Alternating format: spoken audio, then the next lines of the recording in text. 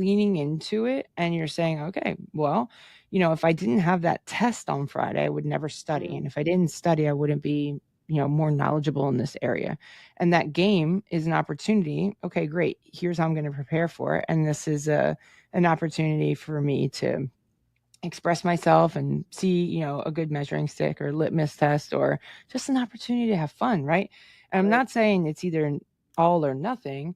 And maybe our relationship with pressure changes based on the day and like how we're feeling or our situation, our circumstances. But more times than not, how do you view pressure and the relationship with it, I think is going to be really indicative of your future as a goalkeeper, right? Yeah. If you are constantly running away from it and every time there's pressure on you, you choke and you're like, I hate it. I don't like this game anymore. I just want to quit. Like maybe that's good.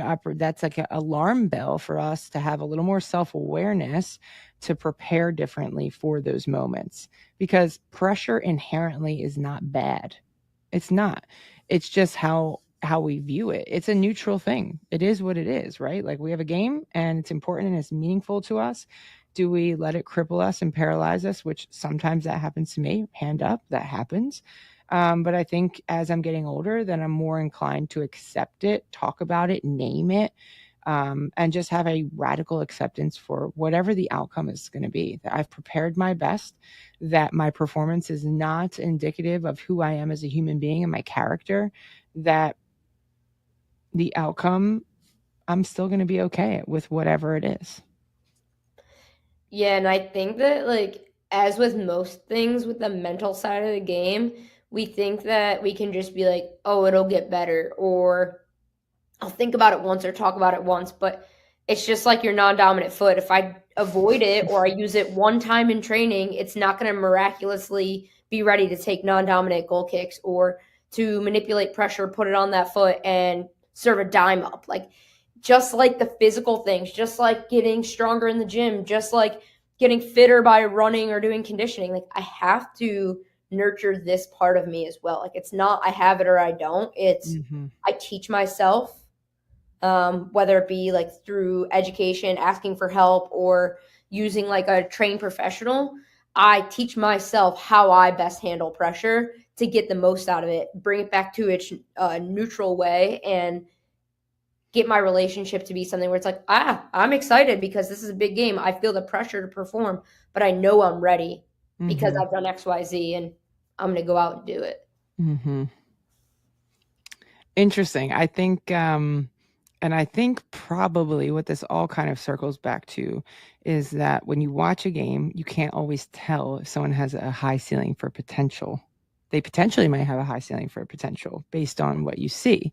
But really, where potential comes from is getting to know someone as a person. And I think the deeper you go with someone and their character and their story and their experience and who they are and why they are the way that they are, is really an opportunity to fully understand what potential someone has. Like, for example, if I see, let's just say I use Tori and Shelby for an example, and I see both of you play, and I think, you know what?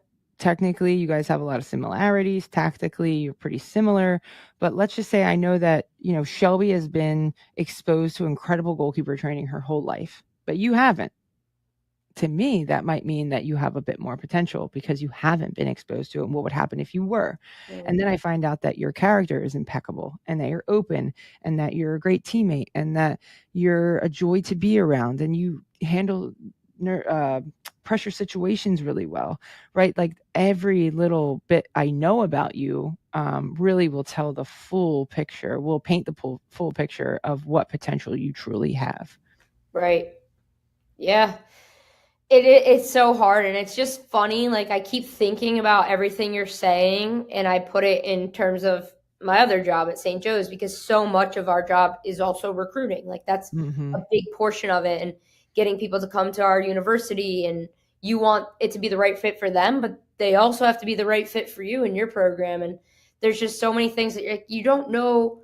I like this person because I've watched them play a handful of times, but like till I have them on campus, I don't really know what they're looking for, what they're like. Are we the right fit for one another? And then sometimes even that's what max you get 12 hours together. So I Yeah. think that sometimes that can be one of the hardest things if you're a coach listening to this of like, does this person have the potential? Does this person fit in with what we're looking for? Do we fit into what they're looking for? Because Right. it's a mutual relationship. If I really like you and I think you fit in, but you don't feel the same, if you come to our school, you're not going to have the best experience you can have Mm-hmm. because you're always Yeah. going to be desiring a little more. So I think that using these metrics as like your way to decide, okay, potential, here's some things I could look for, but also using them to dig deeper into, honestly, for me, it's all coming back to character. Dig Yeah. deeper into character is going to tell you a lot more of what you need to know about players and Well, about and yourself. right. And about yourself. I think that maybe, or I just want to put a little clarity on this situation too, like what we're saying about character is I don't think that you or I are saying that everybody has to be like the best version of themselves all the time, or that they have to have everything figured out, right? Or that they can't make mistakes, or they can't have like areas for improvement in their character either, because we all have areas of improvement for our character. God knows I could do a lot better in this life with a little more patience. Amen. um but I think that there also is this like willingness, I think everybody at TKI is just on this like journey to be constantly like hungry. Like, and there, that to us will cover up any of the other deficiencies. There might be like an impatience or, um, yeah, but you don't have to have it all together. But character is a great sign of potential. Yeah, and like you can have gaps in your character, but do you have the flexibility to be like pointed out, like, hey, this is where you have a gap. Jill, you could be more patient sometimes. Right. Are you able to hear that and reflect and be like, you know what? Yeah, that's some good feedback for me. So Mm-hmm. it's not about being perfect. It's not about Yeah. always being the person you aspire or you want to be, because we all are going to fall from that sometimes. But it's having the self awareness to be Right. able to come back to it. Right. All right, Tori, I'm going to wrap this up with a question for you, and take a deep breath. If you could tell the goalkeeping community one thing that you think is the most important, and you can direct this opinion or advice or feedback to a certain group of people, coaches, players, parents, what would it be? I'm going to go with coaches, and it's that it's so important for us to reflect upon why we're doing what we're doing and what are our methods that we're trying to use to do it. Yeah. So for me, that's having a solid idea of what is my coaching philosophy and what does it look like to not only live it myself on a daily, but convey it to the players that I work with. So for me, I want to make lasting change for the athletes that I get to work with, help them continue to know who they are and be able to use that in all facets of their life and believe in themselves. But Mm-hmm. also, it's to create decision making goalkeepers who can have the tools to be used in whatever game situation they're in. So, therefore, for me on the daily, it looks like being supportive, encouraging, and it looks like teaching them in a game realistic setting that allows them to fail and make mistakes. Mm, that was good. I also am going to go with coaches, and I think one of the biggest misconceptions of goalkeeper coaching is that there is this elite level goalkeeper, and they train this certain way, and you have to train that same exact way, or it's justification for that method working when perhaps there could be a better method and more effective method to maximize the time that you get to spend with the goalkeepers that you get to work with. I also just think that there's a much better way than the traditional way of Yeah, always coaching goalkeepers. I think there is a different way that is based more on science and facts than intuition and things that we've always done. And right. that is a hill I will die on. And the best methods or most effective or whatever are constantly evolving. And as coaches, we need to be able to adapt with that and be curious enough to learn more about it. Yes, But ma'am. that is my best piece of advice for coaches. And if you guys want to know more about that, please reach out to us, because we are super passionate about coach education and helping coaches understand themselves and the game better so that they can help develop better goalkeepers. That's facts and science. Yes. You guys, we have a bunch of stuff coming up this summer. Please reach out if you need support in figuring out what one of those events or opportunities are best for you. We've got select camps coming up, which are our favorite events of the year. We're on to our 11th year of select camps and are up in the 30s to 40s of how many we've done at this point. We've got high school prep camp. We have day camps for youth players and 2-day youth camps for youth players. We've got our internship coming up. We're going to be selecting those by next week. So if you haven't got that application in and you're hearing this, there might still be time, maybe not. But if you're someone who is a senior in high school and you are looking to get into the coaching world and you need more support with that, please reach out to us because we are very, very passionate about helping you be the best coach that you can be. Absolutely. Until then, we'll catch you later. We'll catch you later. Welcome to the Keeper Institute podcast. My name is Tori Corsaro. I'm a strength and conditioning and goalkeeper coach here at the Keeper Institute and your host for today's show. The Keeper Institute is a unique goalkeeper training facility in New Jersey aimed at developing better goalkeepers and better people. On this podcast, we will be discussing all things goalkeeping, character development, and more.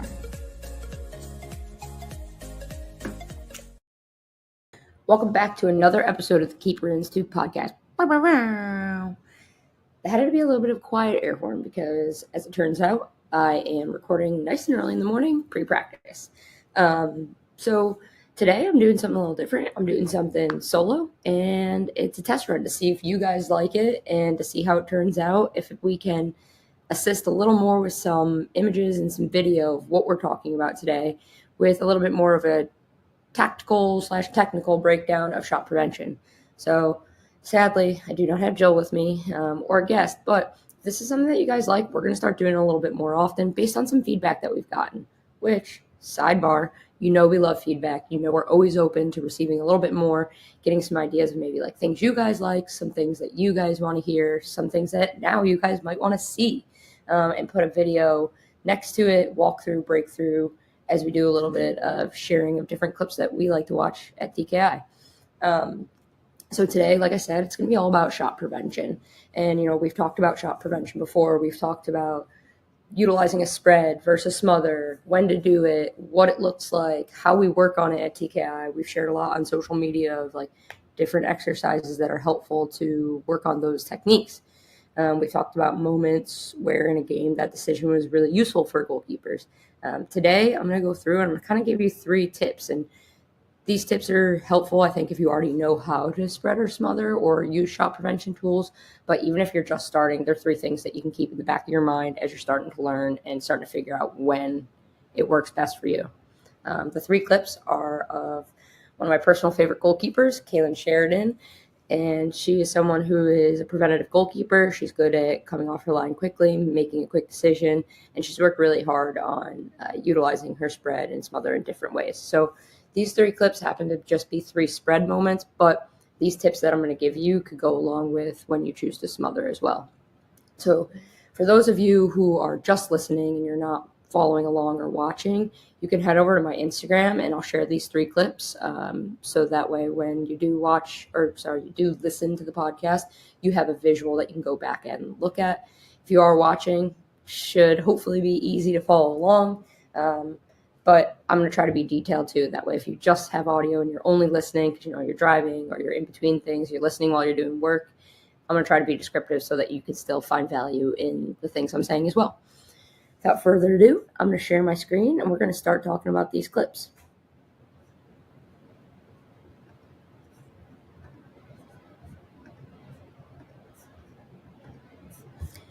So, the thing about clip number 1 is we're not really all 3 clips. You're not going to see her right away. However, it gives us a good breakdown into like maybe some things we can talk about as the clip progresses. So as we can see, backline's here, defending, they're 4 back. Portland starting to drive in, and you can tell from this moment that their attacker is ready to either A, shoot, or B, play a ball in. And based on the distance she is and where Kaylin is in goal right now, it is most likely she's not going to try to shoot out from there. It's not a high percentage shot, so she's more likely to try to play in one of these two players as a receiver on the pass. You take notice here that Kaylin is not flat on her line waiting for a shot. She's a little higher because she knows she can protect that area, but she could also maybe come out if she, say, needs to be preventative. As that ball comes through, you can see in this moment she's ready to come. She realizes, okay, she could shoot it here. I need to be set. So there was a moment of, I'm coming out. Okay, I'm ready to get set. She now knows this runner's here because of the setup we were here first. She had two runners in that could be receiving of that pass. She knows that runner's there, but she has to get set and respect that this could be a shot. But as soon as it becomes a pass, she's turning her body and immediately taking off, which brings me to point number 1. So I'm going to give you 3 main points that I'm going to talk about throughout these clips. 1 is follow the principle. You want to prevent when you can, but react when you must. And we see that really well right here. So take it all the way back. If this happened to be a shot, she was ready to react if she must. She was ready to prevent based on a through ball, but then she saw that it could be a shot, so she was ready to react if she must. She saw her opportunity to come out and prevent, and she fully committed and took off into her spread, which ends up being an incredible save from 6 yards out on what looked like could be a wide open goal. Now, with that being said, I'm going to bring you to my second point, which I'll talk about throughout these clips, which is there are early cues you can read that tell you I can be a shot preventer. The early cue for me here is a through ball. No one has full control of this through ball. Can I come out? Nope, I can't. And I have defensive pressure, but that's a whole nother podcast.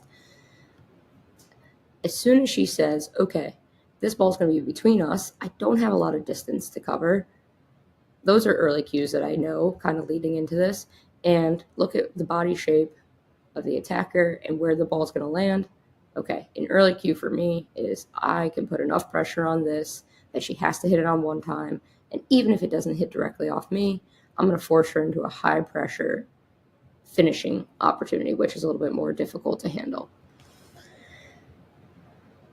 Finally, I'm going to bring you to point number 3, which is can you get your weight in your front foot? Almost coupling with that is starting position. Can I start a little higher? Not so high that I'm giving something away in terms of shot stopping, but starting a little higher so that I almost deter an attacker from playing the through ball. Or if they do play the through ball, I'm ready to come out. And pairing that with being weight on my front foot helps me get into this running position that you're going to see right here. So she's here, weight in the front foot, ready to push off and be preventative. Because as we know, or as we've talked about in the past, when we talk about shot prevention, it's really important to push off from far enough away that you're not allowing the attacker to gain ground on that ball, or you're going to be able to use your push to drive into said ball. So that one's one of my favorite clips. I still have 2 more, and I'm going to talk a little bit more about those points that we have that could help you as well with your shot prevention. So this next one is still playing with her club, the San Diego Wave, and we can see the ball right here at half field. And again, it'd be very low percentage chance to score from here.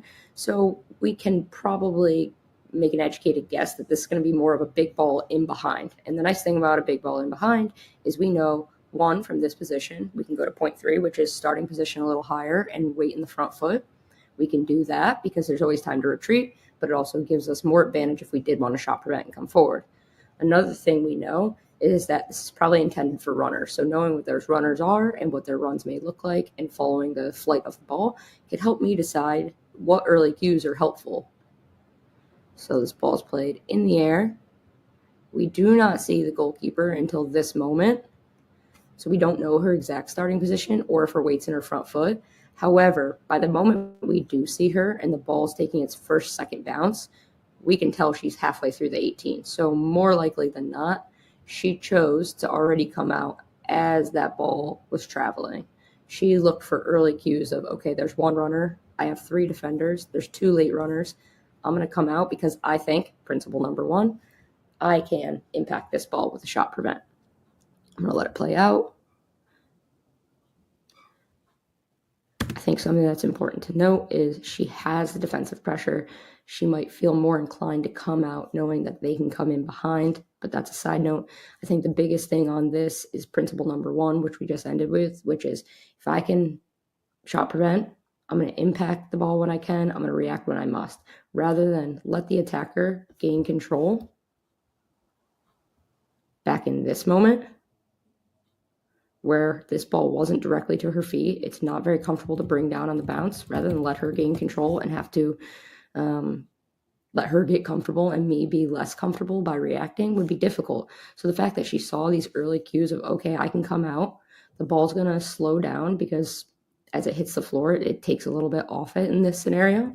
And I'm going to commit to putting that pressure on, letting my defenders drop in behind me and push off from far enough away that I can force pressure on her to have the shot earlier.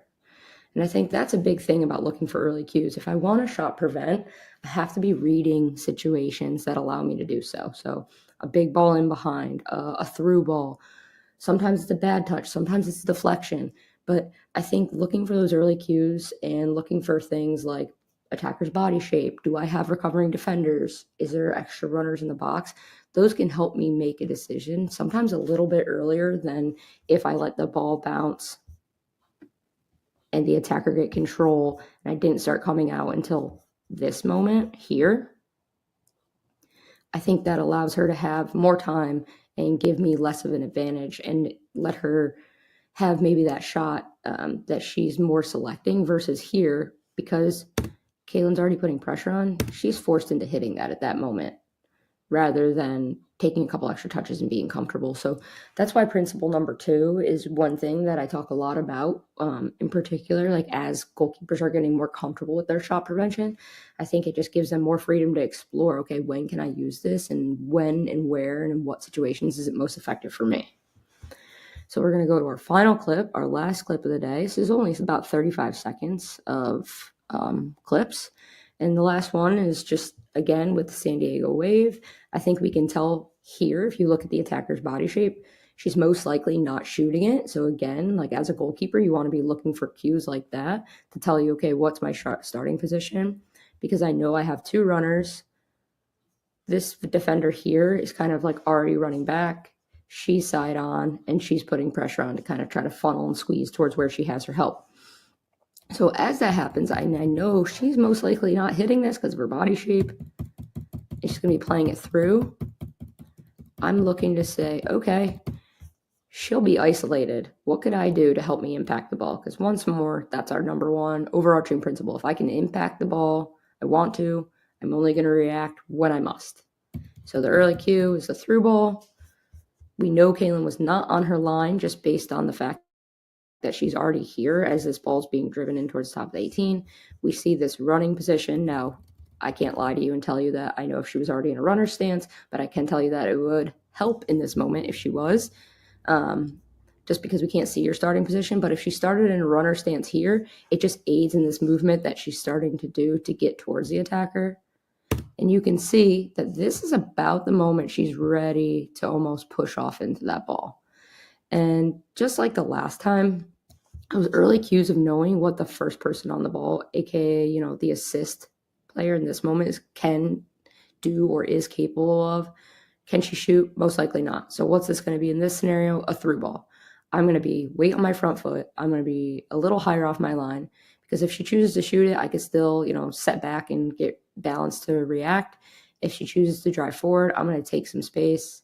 I'm going to decide I can impact this ball and push off from far enough away and force her into a shot maybe she's not ready to have, or force her into a shot that goes right into me. Those are the 3 clips I have for you. And I think all of them there's some similarities, but all of them look a little bit different in how the play evolved or where the play evolved from.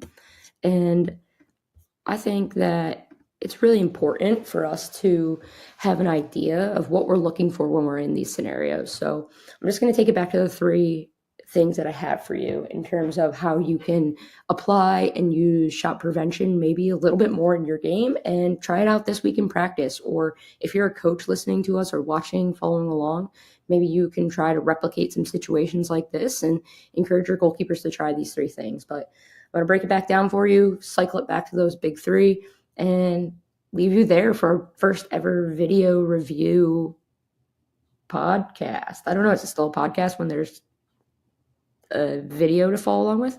Maybe. I don't know. So, 1, follow the principle. Impact what you can, react when you must. So if I can come out and put pressure on this ball and it's something that I can turn into a shot prevention, I'm going to, because that doesn't only mean that I gain a little bit of favor, but it means the attacker gets a little less favor. And whether it be they get a worse shot selection, whether it be I force them into something they're not comfortable for, whether it be I make the save or I make them miss or my defenders have time to get back and recover, I think that's more than worth it.